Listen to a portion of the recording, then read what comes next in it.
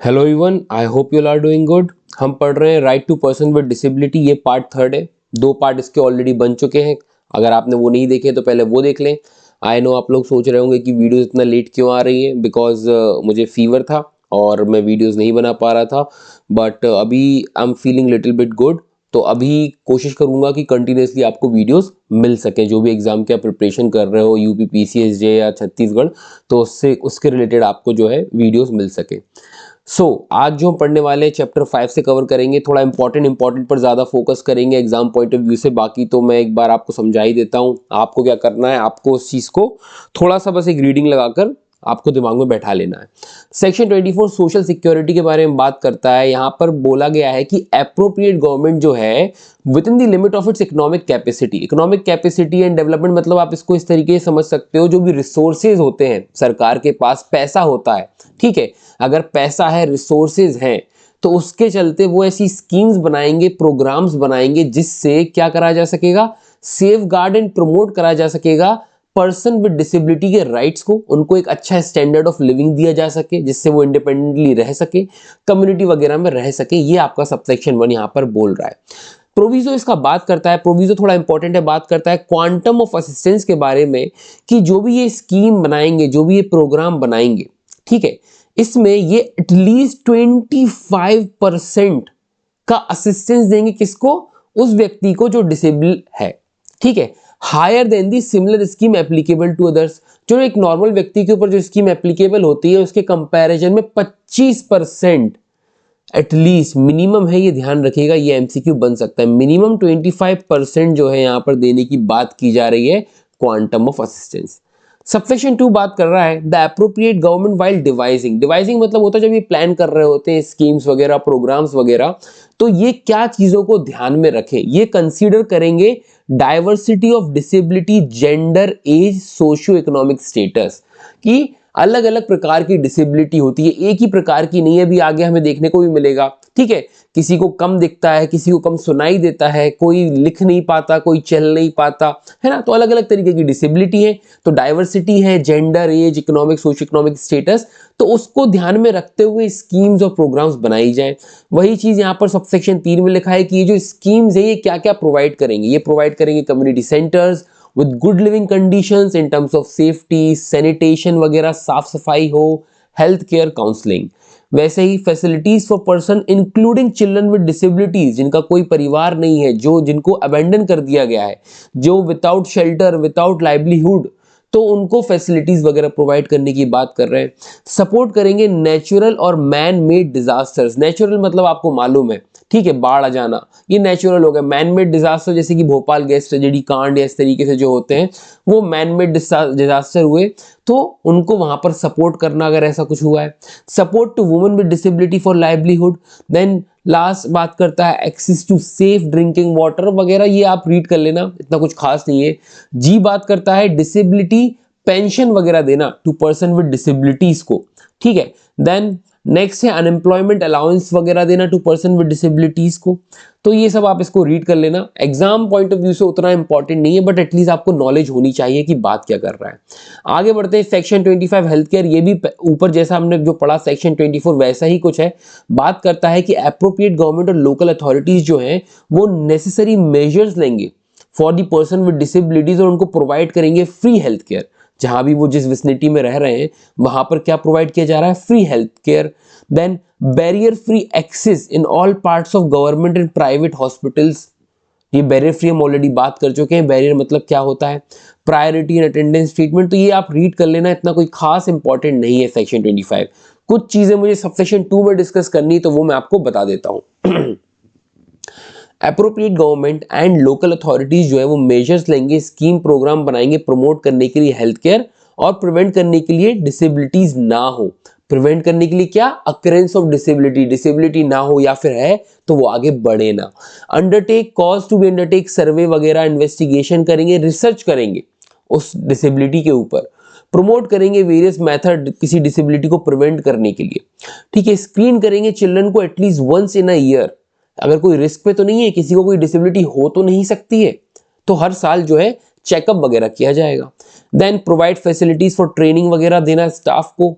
Then sponsor वगैरह, sponsored awareness campaign वगैरह चलाना, इंफॉर्मेशन लोगों तक पहुंचाना कि भाई हाइजीन मेंटेन करो, हेल्थ रखो, सैनिटेशन वगैरह होना चाहिए प्रॉपर, ये सब चीज़ें इसके बारे में बताएंगे।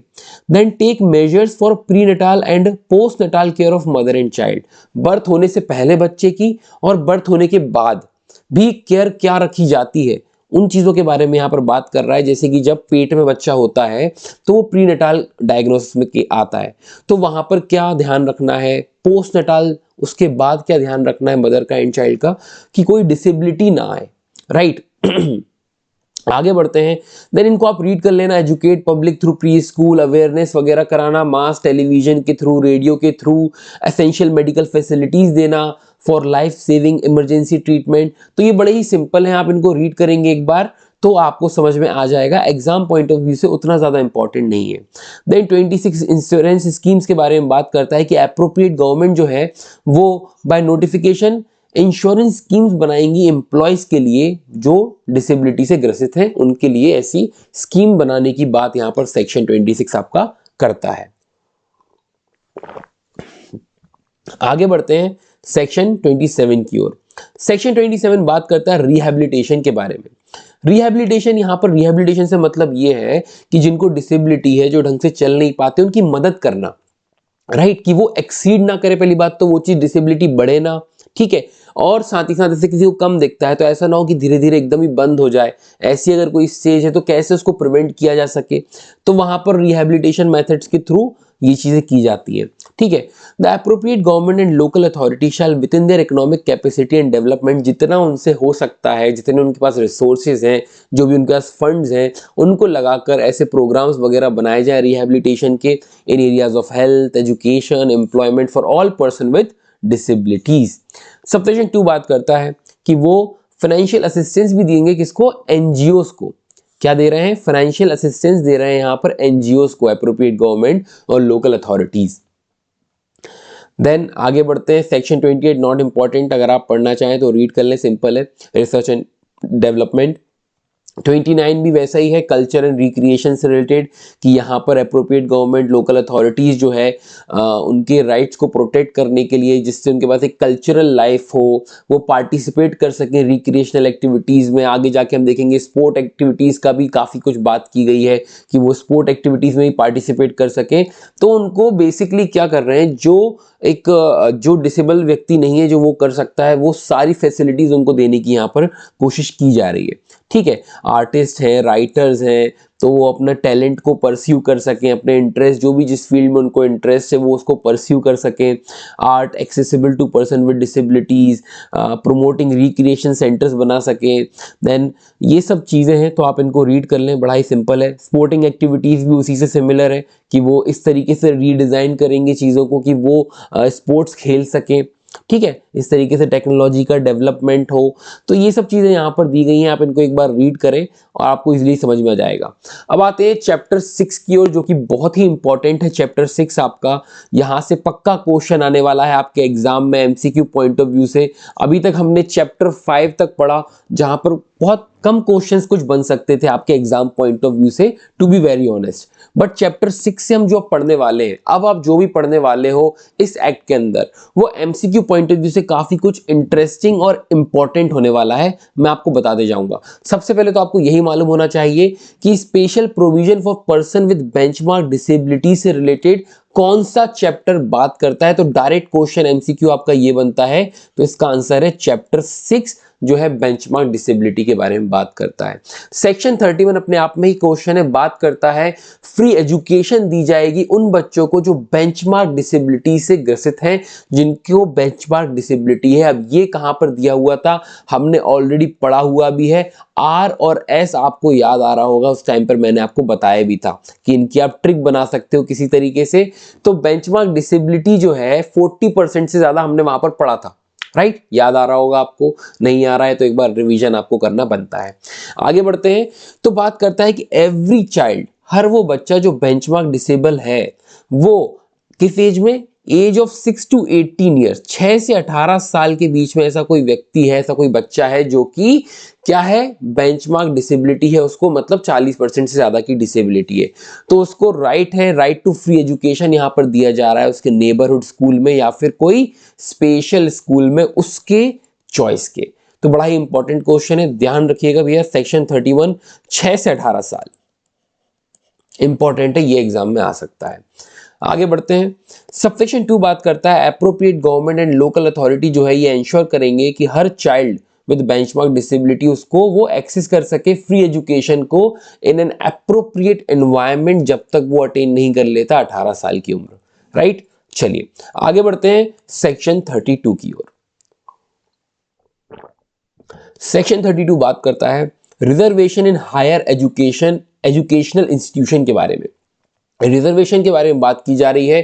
जो हायर एजुकेशन इंस्टीट्यूशन होते हैं जैसे कि कॉलेजेस वगैरह हो गए, तो जो भी गवर्नमेंट इंस्टीट्यूशंस हैं of higher education and other higher education जो कि फंड मिल रहा है सरकार द्वारा, जो रिसीव कर रहे हैं एड, किससे, गवर्नमेंट से। ध्यान रखिएगा बात क्या हो रही, गवर्नमेंट इंस्टीट्यूशन या फिर गवर्नमेंट से जिनको पैसा मिल रहा है, ऐसे हायर एजुकेशन इंस्टीट्यूशन में शैल रिजर्व नॉट लेस देन 5%, मतलब मिनिमम 5% सीट जो है उनको रिजर्व करके रखनी है ऐसे व्यक्तियों के लिए, ऐसे पर्सन के लिए जो कि बेंचमार्क डिसेबिलिटी से सफर कर रहा है, राइट। चलिए सबसेक्शन 2 बात करता है पर्सन विद बेंचमार्क डिसेबिलिटी जो है यहां पर अपर एज रिलैक्सेशन भी दिया जा रहा है 5 साल का। ऐसे इंस्टीट्यूशन में एडमिशन के लिए 5 साल का अपर एज रिलैक्सेशन भी दिया जा रहा है। तो 2 क्वेश्चन यहां से बन के आ सकते हैं। पहला 5% के ऊपर, ये मिनिमम है, ध्यान रखिएगा, एटलीस्ट है, नॉट लेस देन 5% है, मतलब कम से कम 5% होना। दूसरा यहां पर एज रिलैक्सेशन की बात की जा रही है और एज रिलैक्सेशन भी कितना है, 5 इयर्स का है। तो ये 2 एमसीक्यू आपके यहां से सेक्शन 32 में से बन सकते हैं, ध्यान रखना है। सेक्शन 31 में से आपका 6 से 18 साल का, और हो सकता है डायरेक्ट की डायरेक्ट सेक्शन भी पूछ लिया जाए, तो ध्यान रखिएगा, राइट। चलिए आगे बढ़ते हैं। सेक्शन 33 तो बात कर रहा है यहां पर identification of post for reservation, कि एप्रोप्रिएट गवर्नमेंट जो है आइडेंटिफाई करेगी कि जो भी एस्टेब्लिशमेंट है, ठीक है, जो भी एस्टेब्लिशमेंट है वो इस कैटेगरी में जो पर्सन विद बेंचमार्क डिसेबिलिटी है, जो भी वैकेंसीज आ रही है वो कितनी वैकेंसीज निकाल रही हैं, दे रही हैं वगैरह वगैरह, ये सेक्शन 33 इस बारे में बात करता है। इसी के लिए यहाँ पर एक्सपर्ट कमेटी बनाने की भी बात की जा रही है। इतना कोई खास इंपॉर्टेंट नहीं है। आगे बढ़ते हैं सेक्शन 34, इसको आप रीड कर लेना, कोई डाउट आए तो मुझसे पूछ लेना। 33 को 34 बात करता है रिजर्वेशन के बारे में, very very important, very important है। रिजर्वेशन के बारे में बात करता है, इस बारे में मैंने ऑलरेडी पहले ही बताया था कि जब ये एक्ट आपका आया, इसके पहले 3% था, इसमें 4%, 3 से बढ़ा के 4 कर दिया गया, राइट। आपको याद आ रहा होगा सबसे पहला लेक्चर जहां पर हमने बात की थी इस बारे में। तो यहां पर बोल रहे हैं कि हर एप्रोप्रिएट गवर्नमेंट जो है अपॉइंट करेगी एवरी गवर्नमेंट एस्टेब्लिशमेंट में not less than 4% of total number of vacancies. क्या बात कर रहे हैं कि जो गवर्नमेंट एस्टेब्लिशमेंट है वो जो भी वैकेंसीज निकालेगी 4% जो है वहां पर वो रिजर्व करके रख रहे हैं एक तरीके से, और वो फिल की जाएगी with person with benchmark disability. ध्यान रखिएगा बड़ा इंपॉर्टेंट है, 4% का यहां पर रिजर्वेशन है। अब 4% का रिजर्वेशन है, ये तो हमें समझ में आ गया। सर ये समझ में नहीं आ रहा ये 1-1 करके क्या लिखा हुआ है, बताता हूं, देखिए सुनिए। बोल रहा है कि 1% जो इसमें से डिसेबिलिटी है ये जाएगी एबीसी वालों को, और 1% है वो जाएगी डी वालों को। मतलब अब आप ये देखोगे ABCD, हमने देखा था कि डिसेबिलिटी में भी बहुत सारी डाइवर्सिटी है। किसी को कम दिखता है, किसी को दिखता नहीं है, किसी को कम सुनाई दे रहा है, किसी को सुनाई नहीं देता है, किसी के हाथ पांव उसके कंट्रोल में नहीं है, राइट। जिसे हम लोकोमोटर डिसेबिलिटी भी कहते हैं। तो अब ऐसी अलग अलग उसके लिए इन्होंने यहां पर एक परसेंटेज दे दिया है कि इतने से इतने का 1%। जैसे कि ABC वाले हैं तो इनका 1% है, यहां से यहां ये 1% इनको, और इन्होंने दिया DE वालों को 1%, मतलब इतना तो इनको जाएगा, उसके बाद बचा हुआ कोई और भी अगर डिसेबिलिटी है तो उसको, ठीक है। चलिए देखते हैं एक बार इसको। तो यहां पर इन्होंने बोला every appropriate government shall appoint in every government establishment not less than 4% of total number of vacancies in the strength in each group of posts meant to be filled with, किसके द्वारा, person with benchmark disability द्वारा, of which of which, जिसमें से 1% जो है वो reserve किया जाएगा एबीसी वालों के लिए और 1% डी वालों के लिए। देख लेते हैं क्या बात करता है।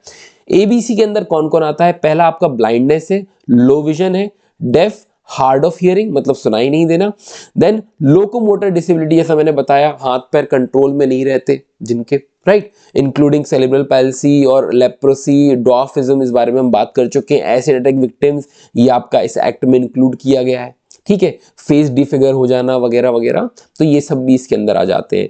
मस्कुलर डिस्ट्रॉफी वगैरह, ठीक है। तो ये 3 में जाएगा 1%। और बाकी का जो डीई है, जैसे autism, intellectual disability, mental illness, multiple disabilities from amongst person under clause A to D, A से डी के अंदर, इंक्लूडिंग डेफ, ब्लाइंडनेस, है ना, मल्टीपल डिसेबिलिटी है, सुनाई भी नहीं देता, दिखाई भी नहीं देता, तो इनके लिए भी 1% की, इनको तो रिजर्व है ही, इनको भी मतलब अगर किसी को ये है तो 1% रिजर्व इनके लिए है। अब बचा 2%, तो वो और कहीं भी डिसेबिलिटी अगर कुछ है तो उसमें जा सकता है, राइट। चलिए आगे बढ़ते हैं।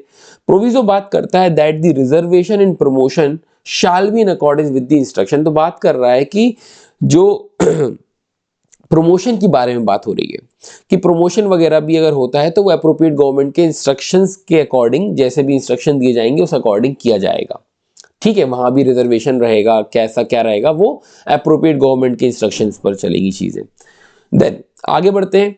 नेक्स्ट प्रोविजो आपका बात करता है that appropriate government in consultation with chief commissioner या फिर state commissioner as the case में बी, वो देखेंगे टाइप ऑफ वर्क क्या है उस गवर्नमेंट एस्टेब्लिशमेंट में, किस प्रकार का काम हो रहा है, ठीक है। और उसको देखते, उसको समझते हुए अगर ऐसा लगता है कि हाँ इस चीज को एग्जम्प्ट कर देना चाहिए, कि यहां पर कोई रिजर्वेशन नहीं देना चाहिए, यहां पर एग्जम्प्ट कर देना चाहिए, तो वो एग्जम्प्ट कर सकते हैं ऐसे गवर्नमेंट एस्टेब्लिशमेंट को ऐसे प्रोविजन से।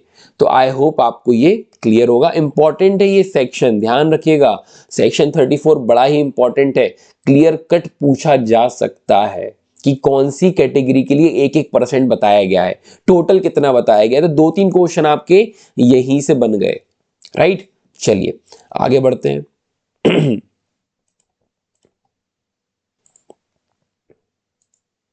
चलिए आगे बढ़ते हैं प्रोविजो पर। प्रोविजो आपका हो गया सबसेक्शन 2 की ओर। सबसेक्शन 2 बात कर रहा है रिक्रूटमेंट के बारे में कि where in any recruitment year, अब बताइए यहां पर इन्होंने बताया कि इतना % जो है वैकेंसी आपकी ये रिजर्व्ड है, ठीक है। अगर मान के चलिए उतने कैंडिडेट ही नहीं आते पर्सन विद बेंचमार्क डिसेबिलिटी के, तो फिर क्या किया जाए।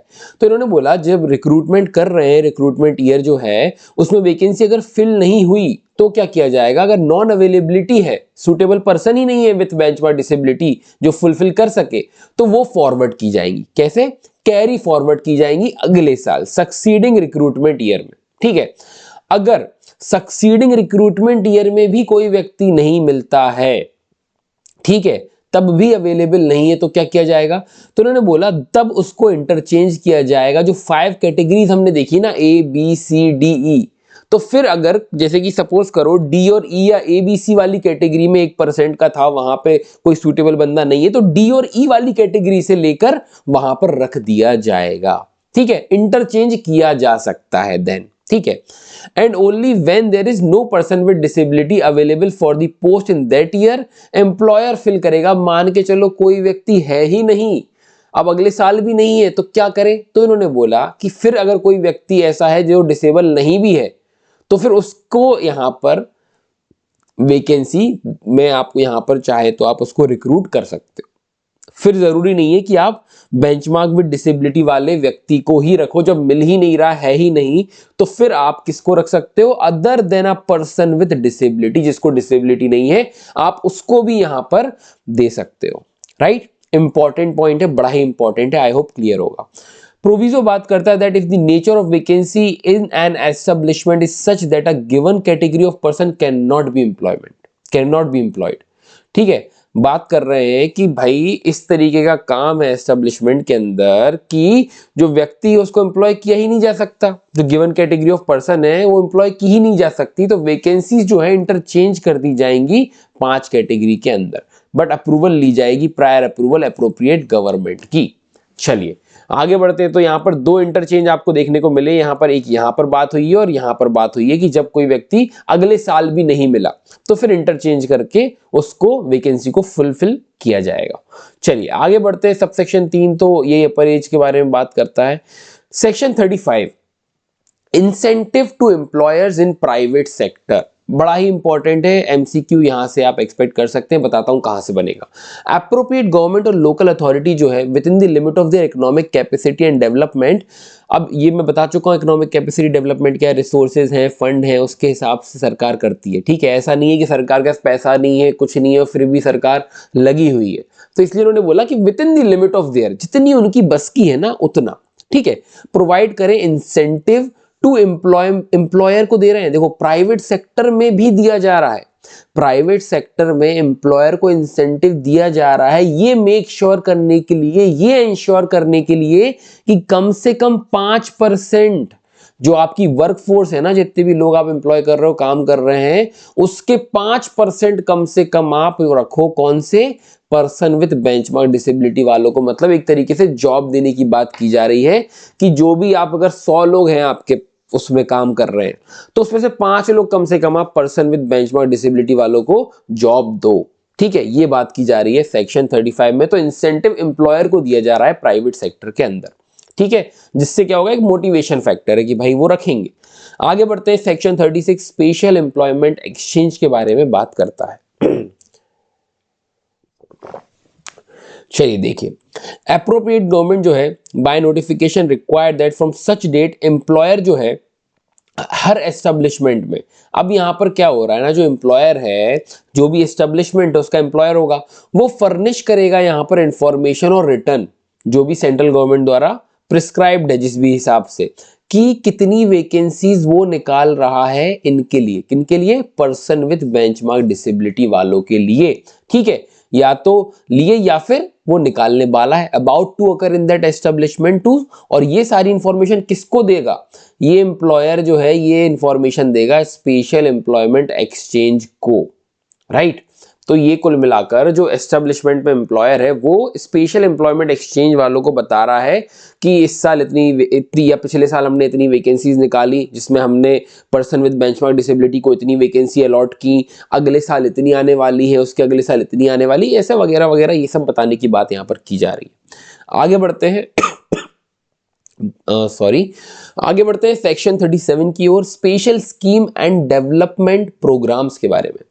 तो इतना कुछ खास नहीं है, बात करता है एप्रोप्रिएट गवर्नमेंट और लोकल अथॉरिटी जो है स्कीम्स वगैरह बनाएंगी किनके फेवर में। ऑब्वियसली आपको मालूम है एक्ट जो है हमारा, पर्सन विद बेंचमार्क डिसेबिलिटी जो है उनके लिए यहाँ पर स्कीम्स वगैरह बनाई जा रही है उनके फेवर में। तो बोला कि 5% रिजर्वेशन अलॉट किया जाएगा agriculture, land and housing in all relevant schemes जो भी होंगी, विद एप्रोप्रिएट प्रायोरिटी यहाँ पर वुमेन को दी जा रही है with benchmark disability, right. Then बात की यहाँ पर 5% रिजर्वेशन पॉवर्टी एलिवेशन की, मतलब पॉवर्टी से निकालने के लिए, ठीक है, 5% रिजर्वेशन दिया जा रहा है वेरियस डेवलपमेंटल स्कीम्स में, और प्रायोरिटी में यहाँ पर वुमेन को दिया जा रहा है विद बेंचमार्क डिसेबिलिटी। ऐसे ही नीचे भी 5% दिया जा रहा है in allotment of land on concessional rate वगैरह पे देने के लिए, राइट। तो ये आपका बेसिकली सेक्शन 37 है, बात करता है स्पेशल स्कीम बनाई जा रही है, डेवलपमेंट प्रोग्राम्स बनाया जा रहा है जहां पर 5% रिजर्वेशन यहाँ पर इनको दिया जा रहा है। चलिए आगे बढ़ते हैं चैप्टर 7। चैप्टर 6 हो गया हमारा। चैप्टर 6 बड़ा ही इंपॉर्टेंट था, आई होप आपको क्लियर होगा। आगे बढ़ते हैं चैप्टर 7 की ओर। चैप्टर 8 अगेन वेरी इंपॉर्टेंट, बात करता है हाई सपोर्ट नीड के बारे में। ये बड़ा ही इंपॉर्टेंट है, सेक्शन 38 यहाँ से क्वेश्चन आपका बन सकता है। बात करता है कि वो लोग, वो पर्सन, वो व्यक्ति जो कि जिसको बेंचमार्क डिसेबिलिटी है, ठीक है, हमने देखा था बेंचमार्क डिसेबिलिटी है, तो उन व्यक्तियों को अगर हाई सपोर्ट की जरूरत है तो यहाँ पर एक तरीके से प्रोसीजर है सेक्शन 38 में, आइए इसको रीड करते हैं। Any person with benchmark disability who consider himself to be in need of high support. सबसे पहली बात तो उन्होंने बोली कि ऐसा व्यक्ति जिसको बेंचमार्क डिसेबिलिटी है वो खुद से बोलता है कि मुझे हाई सपोर्ट की जरूरत है, मतलब जो डेली एक्टिविटीज करने में उसको सपोर्ट की जरूरत लगता है, तो वो खुद बोल रहा है। या फिर कोई पर्सन या फिर कोई ऑर्गेनाइजेशन उसके बिहाफ में अप्लाई कर सकती है अथॉरिटी को to be notified by appropriate government requesting to provide high support. वो क्या बोल रहे हैं कि इसको हाई सपोर्ट प्रोवाइड किया जाए, ठीक है। तो या तो वो खुद बोल रहा है कि मुझे जरूरत है हाई सपोर्ट की, या फिर कोई व्यक्ति कोई ऑर्गेनाइजेशन उसके बिहाफ में अप्लाई कर सकती है अथॉरिटी को कि भाई इस फलाने व्यक्ति को हाई सपोर्ट प्रोवाइड किया जाए। सबसेक्शन 2 बात करता है on receipt of an application under subsection 1 appropriate. अब क्या होगा, जो अथॉरिटी को भेजा इन्होंने, ठीक है, अथॉरिटी को अप्लाई किया, अब अथॉरिटी उसको रेफर करेगी टू एन असेसमेंट बोर्ड के पास। किसके पास? असेसमेंट बोर्ड के पास, कंसिस्टिंग ऑफ सच मेंबर जो सेंट्रल गवर्नमेंट प्रिस्क्राइब करेगा। फिर असेसमेंट बोर्ड जो है उसको असेस करेगी उस केस को, ठीक है, और वो भेजेंगे उस रिपोर्ट को अथॉरिटी के पास जो कि सर्टिफाई करता है कि हाँ हाई सपोर्ट की नीड है नहीं है वगैरह वगैरह। देन सबसेक्शन 4 आपका बात करता है on receipt of a report. जब उसके पास वो report I on receipt of a report under subsection 3, तो अथॉरिटी क्या करेगा, स्टेप्स लेगा प्रोवाइड करने के लिए सपोर्ट, ठीक है। फिर सपोर्ट वगैरह जो भी अकॉर्डिंग टू भी रिलेवेंट स्कीम होंगी या ऑर्डर होंगे उसके अकॉर्डिंग वो सपोर्ट प्रोवाइड किया जाएगा। तो ये एक बेसिकली एक प्रोसीजर है सेक्शन 38 का, ठीक है, हाई सपोर्ट के बारे में बात करता है। आगे बढ़ते हैं चैप्टर 8। चैप्टर 8 बात करता है duties and responsibilities of appropriate government की एप्रोप्रिएट गवर्नमेंट की क्या ड्यूटीज है, क्या रिस्पॉन्सिबिलिटीज है। हमने देखा इस एक्ट में मेन जो है वो कि आपको जो है right to person with disability के अधिकारों को प्रोटेक्ट करना, ठीक है, ये इनका सबसे बड़ा यहाँ पर मेजर रोल है, ठीक है, कि उनको वो एक्सेसिबिलिटी हो, कि वो टेक्नोलॉजी वो इंफॉर्मेशन उन तक पहुंच सके, ठीक है। तो ये सारा काम जो है ये एप्रोप्रिएट गवर्नमेंट का है। तो यहाँ पर सबसे पहला सेक्शन 39 अवेयरनेस कैंपेन के बारे में बात करता है कि एप्रोप्रिएट गवर्नमेंट जो है कंसल्ट करके चीफ कमिश्नर या स्टेट कमिश्नर से कंडक्ट कराएगी, एनकरेज करेगी, सपोर्ट करेगी, प्रमोट करेगी अवेयरनेस कैंपेन को। सेंसिटाइजेशन प्रोग्राम मतलब सेंसिटाइज मतलब इंफॉर्मेशन पहुंचाना लोगों को, इस मुद्दे में लोगों को सेंसिटाइज करना, बताना कि भाई ये ऐसी ऐसी चीजें हैं, ये आपके अधिकार है। Sensitisation programme to ensure that the right of person with disabilities जो provided under this act are protected, तो उनके अधिकारों को प्रोटेक्ट किया जा सके। सबसेक्शन 2 बात करता है वही प्रोग्राम्स एंड कैंपेन के बारे में कि क्या क्या होगा। Promote values of inclusion, already हम बात कर चुके हैं पहले भी, respect for diversity, advance recognition of skill merit abilities, foster respect for the decision जो वो लेते हैं, ठीक है, सारे मैटर्स रिलेटेड टू वो फैमिली लाइफ हो, रिलेशनशिप हो, bearing and raising of children हो, ठीक है। Provide orientation and sensitisation at the school, college, university, professional training level on the human condition of disability and the rights, उसके बारे में लोगों को बताना, लोगों को अवेयर करना इस बारे में, ठीक है। तो ये सारी चीजें आप इसको रीड कर लिएगा। इंश्योर करना right of person with disabilities are included, जो भी यूनिवर्सिटीज के करिकुलम है उसके अंदर इंक्लूड हो ये सब चीजें, ये सब मेक श्योर या इंश्योर करेंगे, इसलिए कैंपेन वगैरह रन कराए जाते हैं सरकार द्वारा। सेक्शन 40 इंपॉर्टेंट है, बात करता है एक्सेसिबिलिटी के बारे में।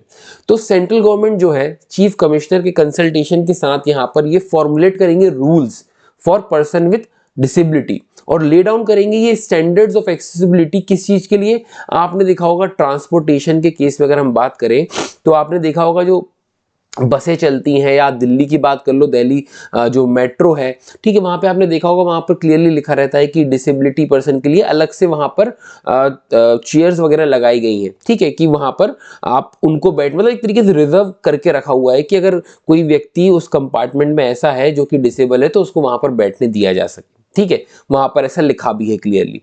तो उनके रिलेटेड एक्सेसिबिलिटी प्रोवाइड करना, ठीक है। तो इसका आगे भी थोड़ा रिलेवेंस आएगा सेक्शन 40 का, हम देखेंगे।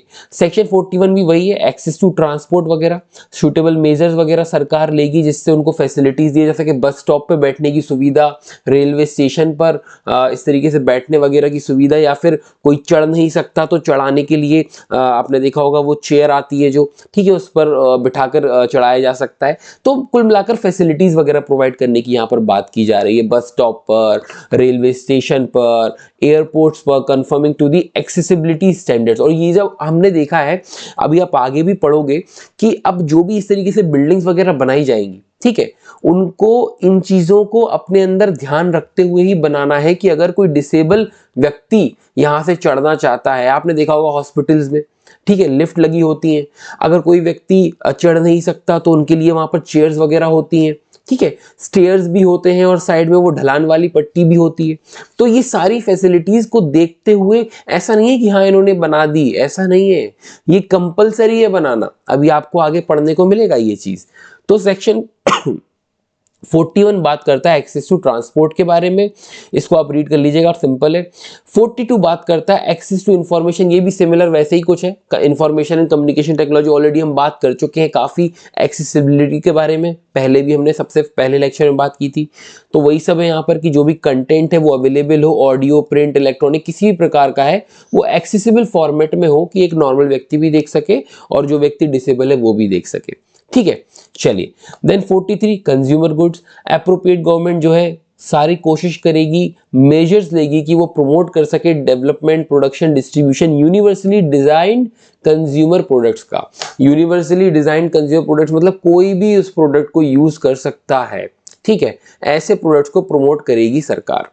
आगे बढ़ते हैं, section 44 mandatory observation of accessibility norms, इसके बारे में मैं बात कर रहा था। सेक्शन 44 बड़ा ही इंपॉर्टेंट है, बात करता है कि कोई भी एस्टेब्लिशमेंट जो है उसको परमिशन ही नहीं दी जाएगी कोई भी स्ट्रक्चर बिल्ड करने के लिए, कोई बिल्डिंग बनाने के लिए, अगर उसके बिल्डिंग प्लान में इंक्लूड नहीं है क्या, section 40, building plan does not adhere मतलब कंप्लाई नहीं कर रहा है, ठीक है, to the rules formulated by the central government under section 40।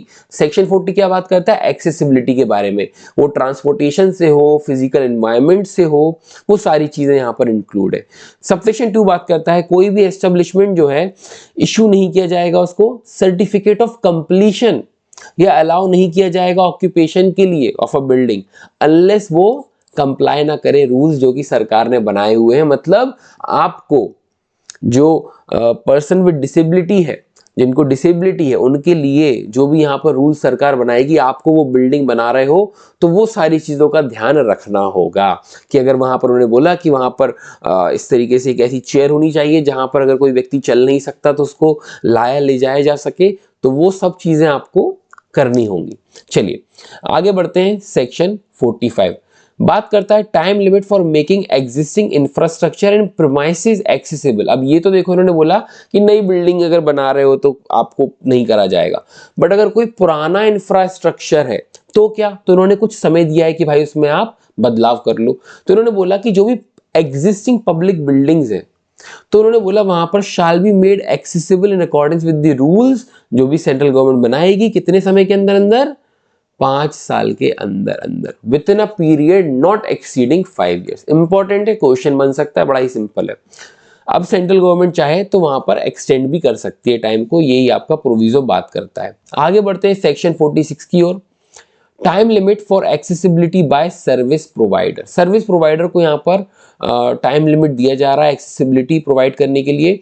तो सर्विस प्रोवाइडर जो है, भले ही से वेदर गवर्नमेंट और प्राइवेट, ठीक है, वो प्रोवाइड कर रहा है services in according with the rules on accessibility जो सरकार ने बनाई है सेक्शन 40 के अकॉर्डिंग, तो वो उसको प्रोवाइड करना है कितने समय, within a period of 2 years from the date of notification of such rules. जब भी ऐसे रूल्स आए 2 साल के अंदर अंदर उसको इस तरीके से वो चीजें सर्विस प्रोवाइडर को प्रोवाइड करनी है।